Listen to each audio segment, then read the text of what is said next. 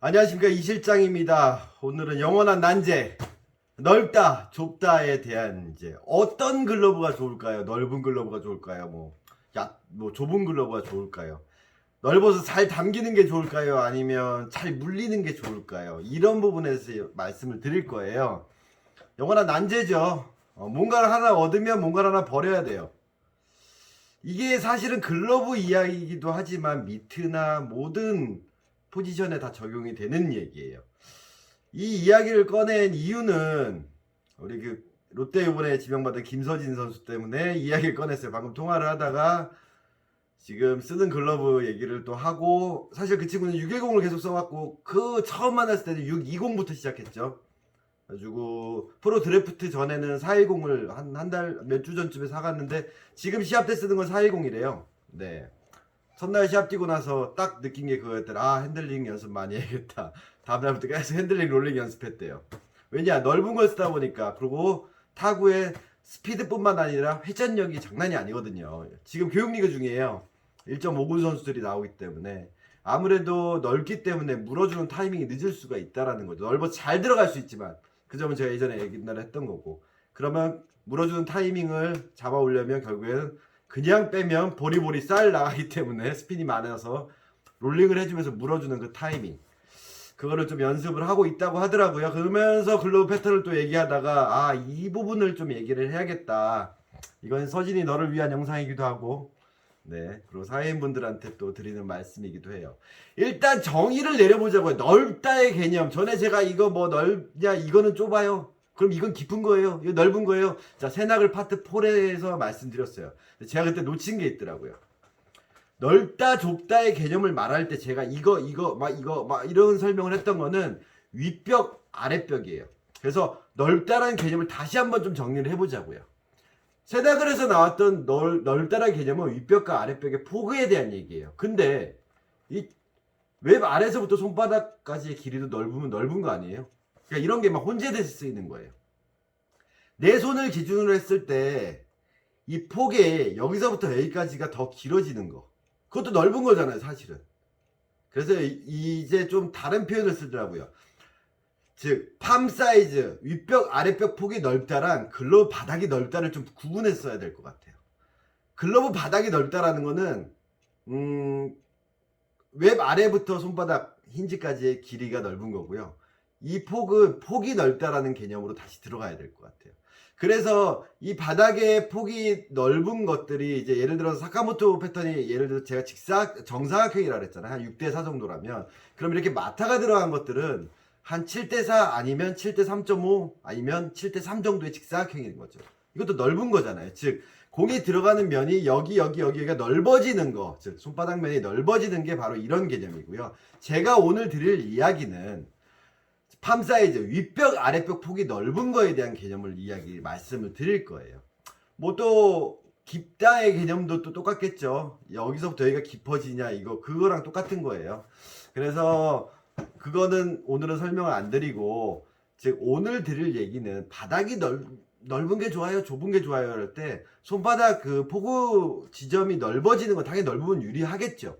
대신에 어느 지점에 이제 공이 오는지 느끼는 부분, 다음에 이게 넓어지다 보면 상대적으로 소위 말하는 볼지 포구 지점에서부터 몇 가지의 깊이가 깊어지기 때문에 공을 잘 못 느끼고 박히는 경우가 있어서 그런 단점들이 있긴 하지만, 오늘의 얘기는 윗벽 아랫벽 폭이 넓은 거와 윗벽 아랫벽 폭이 좁은 게 뭐가 좋냐라는 부분에 대해서 말씀드릴 거예요. 그래서 통상적으로 좁은 글러브들, 즉 공이 5cm면 평균 20%, 6cm인 거예요. 바닥 볼집의 그 윗벽 아랫벽 폭이.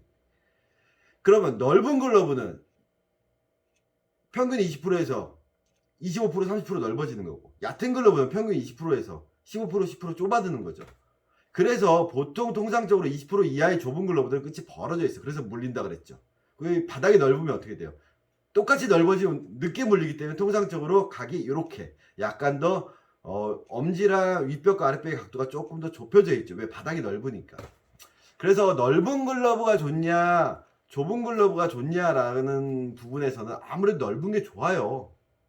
확률적으로 내가 핸들링을 하거나 이렇게 했을 때 들어갈 수 있는 폭이 많잖아요. 바닥면에 맞을 확률이 높잖아요. 큰 바가지냐 좀 작은 바가지냐에 보면 큰 바가지가 더 잘 들어가잖아요. 대신에 물리는 부분에서 이제 문제가 생긴다라는 거죠. 그래서 앞에 올린 핸들링 롤링, 다음에 뭐 백핸드 롤링, 다음에 핸들링 10개 바운드를 설명드린 이유가 뭐냐면, 제가 뭐라고 이 친구한테 조언을 했겠어요.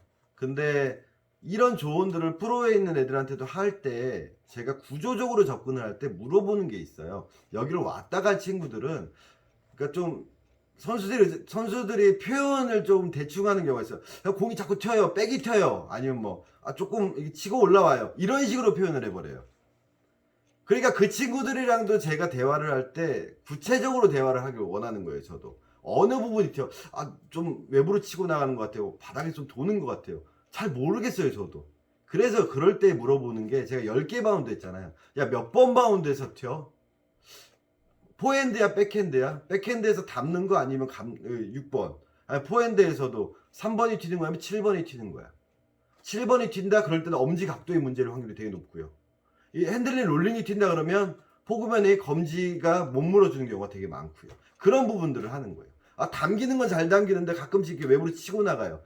백핸드를 잡을 때 가장 중요한 게, 제가 선수들한테 조언할 때는 웹을 활용을 잘하라는 얘기를 해요. 아마추어 때는 손바닥 중앙으로 잡는 얘기를 하고, 하지만 코어 얘기를 꼭 하는데, 코어가 결국엔 나중에는 웹 부분에 아래쪽 가락 위쪽 가락으로 웹의 활용도에서 되게 중요한 거죠. 그래서 넓은 패턴을 쓴다라는 건, 이제 공도 빨리 뺄 때 뭐 넓으니까 두 손으로 동시에 들어갈 때는 좀 편하긴 하지만, 이게 회전을 못 멈춰줄 때는 되려 도는 경우가 나오는 거죠. 그게 타구냐 또 더블 플레이 같은 송구냐에서 또 이제 차이가 나는 거예요. 가장 중요한 거는, 놓치지 말아야 될 거는, 제가 계속 반복적으로 얘기해요. 제가 강영욱 훈련사님을 좋아합니다. 네. 모든 이야기가 노즈워킹으로 시작해서 산책으로 끝나시죠. 네, 산책으로 시작해서 산책으로 끝내. 제 이야기도 마찬가지예요. 우리가 공이 들어오는 거가, 항상 말씀드려요. 회전이 걸린 물체가 온다라는 걸 생각을 하셔야 돼요.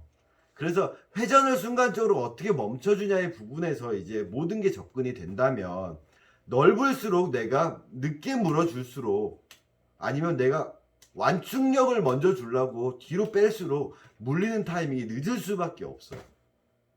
그러면 들어오는 타이밍에 감각적으로 처리하는 게 아니라, 내가 하나 둘 셋 꽉 쥐는 동작이 나오니까 핸들이 약해지는 거예요. 그런 경우에가 이제 백핸드 롤링이 잘 안 되면서 공을 떨군다라든가 끝에 걸려있는 경우가 나오는 경우가 나와요. 왜 그렇게 힘을 줘야 되냐? 결국 물어주지 못하는 글러브의 모양이 나왔을 때. 그래서 엘리트 선수들이나 프로 선수들이랑 상담할 때는 어떤 특정 동작에서 그런 게 나오는지, 그리고 글러브 사진을 받아보거나 아니면 실제 글러브 보면, 네가 이래서 이렇게 돌아, 이런 부분에서 이렇게 안 됐던 거야 라고 설명해주면 금방 이해를 하죠. 그러니까 우리만의 대화의 약속을 정하는 거죠. 그게 손님들한테 제가 올렸던 영상들이에요. 핸들링 10개의 바운드나 롤링, 이런 용어 정리부터 했던 게, 개떡같이 말해도 찰떡같이 알아들어야 되고, 그 대답을 줄 때 그 친구도 알아들어야 되니까. 그래서 결론부터 말하면 넓은 글러브가 좋아요. 단 제가 넓다는 게 뭐예요? 윗벽 아랫벽 폭이죠. 그러면 사람들의 생각은 왜 이렇게 접근하냐고요. 넓다. 이만큼 두 개의 공이 들어갈 윗벽 아랫벽이면, 이게 들어갈 정도면 이것도 들어갈 거라고 접근하는 게 문제인 거예요. 그게 제가 늘 얘기하는, 이만한 공이 잡히면 당연히 이것도 잡힐 거라고 접근하는 거예요. 그래서 이 폭의 손바닥이 넓으냐, 이 포구면의 윗벽 아랫벽의 폭의 넓이냐에 이걸 혼재돼서 쓰이기 때문에 그런다고 저는 판단을 해요. 인터넷이나 글로 표현할 때 저 역시도 조금 혼재돼서 썼던 것 같아요.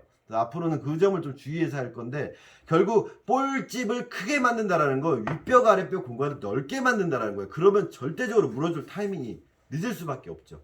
그래서 앞에 올린 영상 중에서 보셔야 될 게, 오늘의 얘기에서 기준점을 뭘로 잡을 거냐면, 똑같이 바닥이 넓은 마타가 있는 글러브로, 즉 194번의 알티스 610 패턴과 다음에 157번의 알티스 i410 패턴을 보자라는 거죠. 둘 다 마타가 들어가고 바닥이 넓어요. 손바닥이. 그렇죠. 넓어요. 근데 차이는 뭘까요? 윗벽 아랫벽에 이 폭이 얘가 훨씬 넓다라는 거예요. 그래서 넓어진 상태에서 검지를 안 쓰고 더 넓게 만들어 버린다는 거. 아니면 충분히 물어줄 수 있을 만큼, 즉 공보다 살짝 더 큰 610의 패턴을 더 넓게 만들려다 보면 오류가 빠지는 거예요. 즉 코어 활용이 안 되기 때문에. 그래서 오늘 서진이랑도 통화하면서 얘기했던 게 410 패턴을 쓸다 그럴 때 뭐 튀는 거 있어? 라고 물어볼 때 공 빨리 뺄 때 같은 경우는 아무래도 약간 버벅될 거라는 거죠. 그럴 때 이제 제가 보라고 참고한 영상이 한미일 3국의 선수들을 비교한 소위 말하는 오각 글러브 그 영상 보고 그 다음에 또 봐야 될 게 뭐니, 오지 알비스 영상 올리는 거에서 검지 활용법 그 영상 한번 보면 실장님이 옛날에 했던 얘기들이 뭔지 좀 이해가 갈 거야 라고 제가 조언했던 게 바로 그거예요. 즉 웹에 활용해서 문제가 되는, 담는 바운드는 백핸드 잘 담겨요. 근데 롤링이 들어가는 순간에서 못 물어준다는 거죠. 왜? 윗벽 아랫벽이 이 폭이 높다라는 거는 결국에는 어디까지 반영이 되냐면 이 웹을 기준으로 했을 때 엄지와 검지 높이가 차이가 나요. 이 높이랑 이 높이가 차이가 나요. 더 자세히 보면 요 반달 부분 있죠. 이 반달의 폭이 틀려요. 이 반달이 좁은데 여기를 넓게 한 건 밸런스가 안 맞는 거예요.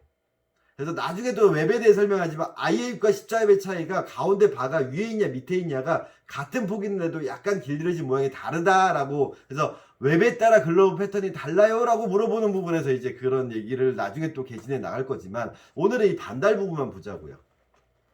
확실히 반달이 얘가 더 넓다고, 즉 아랫젓가락과 윗젓가락의 폭이 더 넓어요. 그거를 웹에 완충이 돼서 물렸는데 오므리려고 들면 타이밍이 늦으니까 회전 걸리고 빠져나가 버리는 거죠. 그래서 물어주게끔 아랫젓가락 윗젓가락으로 코어를 써줌으로써 글러브 끝까지 힘이 전달되게. 그래서 글러브를 끼고 오므리면, 이게 새 거예요. 410 이쪽 부분에서 확실히 물릴 수가 없어요. 하지만 제가 글러브를 빼고 이렇게 잡고 검지 부분만 제가 이렇게 눌러볼게요. 검지 부분만 지금 누르고 있어요. 그럼 이렇게 해서 물면 물려요. 거기다 더 빨리 하겠다 이렇게 물리는 타임이 늦겠지만 만약에 여기서 롤링이 들어가면 물리는 거죠. 안 빠져요. 그래서 넓은 패턴이 좋기는 한데 한 가지 주의하실 거, 즉 아랫벽에서 윗벽까지의 폭이 넓다라는 건 결국 손바닥 팜 사이즈 관절과의 길이가 차이가 나는 거죠. 넓은 글러브를 손잡으시는 분들이 쓰면 깊게 넣어야 돼요. 그럼 바닥이 또 밀착이 되고 공이 튀는 그런 또 단점이 있을 것이고, 여기까지 못 가시는 분들이 이 정도 걸쳐 끼면 정말 이제 그거는 핸들링 컨트롤이 되게 어려운 부분들이 있어요. 진짜 글러브를 이마가 걸쳐 끼는 듯한 느낌이기 때문에 손끝의 감각을 잘 힘 전달이 되는 패턴이 아니냐를 또 분석을 해야 되고, 근데 단순하게 봤을 때 보면 손 팜 사이즈가 최소한 미디움 이상 정도 되시는 분들이 이 410 패턴을 쓰시면 확률적으로 코어를 잘 쓸 수 있는 확률이 높아지겠죠. 스몰이신 분들이나 뭐 스몰이나 미디움 사이인 분들보다는 아무래도. 그래서 이 바닥이 넓은 글러브를 선택을 하실 때, 특히 롤링스 같은 경우 그런 거 선택하실 때는 내 손 사이즈를 꼭 기준점을 잡아야 돼요. 이렇게 쓰시는 분들은 전혀 남의 나라 얘기가 되는 거예요. 계속 천동설 하고 있는 거예요. 지동설이 아니라 남의 나라 얘기예요. 지금 제 얘기가 무슨 얘기인지 아무것도 이해 못할 거예요. 이렇게 쓰는데 글러브 뭐 이게 넓든 좁든 뭔 상관이야. 난 잘 당기면 되는데 이렇게 돼버리는 거예요. 그러니까 핸들 롤링의 개념을 절대 접목시킬 수가 없어요. 이렇게 해서라도 잘 당기면 되잖아요. 그러면 야구가 발전을 못하는 거죠. 공을 빨리 뺀다라든가 그 다음 동작에서 달려가면서 땅볼 잡아서 빼서 던지는 것까지 이어지는 동작들이 방해 요소가 되는 거죠. 그냥 자루에 담는, 오므리면 전완근이 경직되고 롤링이나 핸들링이 들어가기 어려운 거죠. 그러다 보면 어느 순간에는 맞고 튀는 경우들이, 어떤 특정한 10개 바운드에서 어떤 바운드에서는 잘 담겼는데 힘 꽉 줘서 담았는데 어느 바운드에서는 그런 식으로 들어가 버리니까 더 떨구는 경우가 생기죠. 제가 1번 바운드, 2번 바운드, 3번 바운드 구령 붙여가면 숏바운드 C형 보이잖아요. 저 놓쳐요. 왜일까요? 왜 놓칠까요? 내가 설명하는 사람이 왜 놓치냐고요. 나는 그 바운드의 동작을 하려고 노력을 하는데 그 바운드가 안 왔을 때는 안 맞는 거예요. 당연히 잡으려고 했으면 그 바운드를 하면 안 되죠. 제가 그 핸들링을 하면 안 되는데 그 핸들링을 보여드리겠다고 얘기하는데 그 바운드가 안 오면 당연히 안 맞는 거예요. 네. 어쨌든 이거는 사족이고요. 그래서 내가 적당한 그 바운드에서 어떤 핸들링을 취사 선택을 하냐에 있어서는 약점이 많다라는 게 그거예요. 내가 이런 핸들링밖에 못해, 이것밖에 못하면 다른 동작에서 만약 그런 핸들링이 아닌 롤링이 들어가야 되는 핸들링에서 그 동작을 하면 에러할 확률이 높아지는 거예요. 특히 엘리트 선수들 같은 경우는 약점이, 너는 이 부분 10개 바운드 중에서 어디가 약점이구나 라고 지적을 했을 때 그 친구들이 하는 경우가 바로 글로 보면은 어떻게 하세요 실장님 하는 부분이 바로 그런 부분들이에요. 그래서 넓은 글러브가 좋아요, 결론적으로 말하면. 하지만 맞는 글러브를 선택한다라는 거, 그리고 알맞게 관절에 맞춰서 코어를 쓸 수 있게 길을 잡아주는 거, 그게 맞춰졌을 때 핸들링 롤링이 맞물리면 이렇게 넓은 글러브도 충분히 물어서 웹 쪽까지 활용이 되면서도 글러브가 많이 짜부 안 되는, 여기는 당연히 잘 담기겠죠. 처음에 저를 방문하시는 분들이 그렇게 자꾸 운동장 하리에 넓은 글러브 쓰셨던 분들은 제가 야구 1, 2년 하실 거예요? 아니면 나이가 어떻게 되죠? 아직 젊어, 뭐 아직 30대 초반 아니면 20대 후반, 아직 제 나이만큼 야구하려면 앞으로 15년 20년 더 하시겠네요. 그러면 저는 차라리 바닥이 넓은 글러브는 권해드려도 이 윗벽 아랫벽이 넓은 글러브는 잘 못 권해드려요. 물론 그 친구가 손이 크면 그때는 420도 권해드려요. 왜? 이 정도 걸쳐지게 되니까 상황을 보고 하지만, 통상적인 보통 손이면 이렇게 유교용처럼 그냥 잘 물리는 거, 그러니까 내가 대고 있어도 그냥 자연스럽게 롤링만 살짝 하면 물려지는 거. 하지만 강한 타구나 스피드 많은 타구가 오면 이게 되려 벽면 만나고 타고 나가는 경우도 생겨요. 예. 그러니까 뭔가를 하나를 얻으면 뭔가를 하나 버려야겠죠. 이 부분이 나중에 포수 밑에서도 똑같이 적용된다라는 거예요. 오늘 제가 이 마비 와중에서도 조일이 미트 영상을 올렸지만, 그건 오늘 출고되기 때문에 오늘 찍지 않으면 안 돼서 어쩔 수 없이 찍었지만, 지금 이 영상도 김서진 선수가 보아야 될 영상이라서 제가 통화상으로는 구체적으로 설명 못 해줬기 때문에, 이렇게 영상으로는 못 해줬기 때문에 설명드리는 거지만, 그 포수 미트에서 아까 그 조일이에서 말씀드렸던 깊다라는 개념이 바로 좀 그런 개념과 비슷한 거예요. 이렇게 담기는 거. 근데 중요한 건 뭐냐라는 거죠. 물어주는 부분을 또 생각해야 된다라는 거죠. 네. 자루처럼 써지는 미트가 아닌, 여기도 다 물리는 미트. 그래서 M2 계열과 M8 계열에서 패턴의 구조나 패턴에 대해서 설명을 드려요. 이제 가다란 표현을 좀 안 쓰려고 해요. 제가 일본, 제가 처음에 옛날에 무슨 가다 이렇게 쓰다 보니까 가다라는 표현이 유명해졌는데, 이제 가다라는 표현을 안 쓰고 이제 패턴이란, 뭐 이것도 영어긴 한데 아무튼 형태를 설명을 할 때 패턴을 좀 설명을 할 텐데, 그때 이제 패턴을 설명할 때 놓치지 말아야 될 것은 글러브든 미트든 전체의 부분의 활용, 웹 끝에부터 손바닥 아래까지, 그리고 코어, 그리고 회전의 멈춤, 이 얘기는 계속 들어갈 거예요. 그리고 야수 글러브에서는 핸들링, 롤링, 결국엔 핸들링. 미트에서는 롤링이 뭐였죠? 드릴, 캐칭 드릴, 물어주는 거. 그 다음에 팔자 핸들링. 똑같은 얘기가 들어간다라는 거 말씀드리고요. 사람들이 이제 많이 물어보세요. 저한테 최근에 많이 물어봤던 질문이, 롤링스 200 베이스의 패턴과 MP 계열의 패턴을 좀 차이를 좀 설명해 주세요 라고 설명을 많이 드렸는데, 어찌 보면 오늘 포켓의 폭에 윗벽 아랫벽 폭 바닥이 넓은 거의 개념은 그때도 설명이 들어갈 거예요. 하지만 거기서 이제 엄지각도 얘기가 나올 거예요. 자, 넓은 글러브가 좋냐 좁은 글러브가 좋냐, 이거 넓으면 저는 개인적으로 넓은 게 좋아요.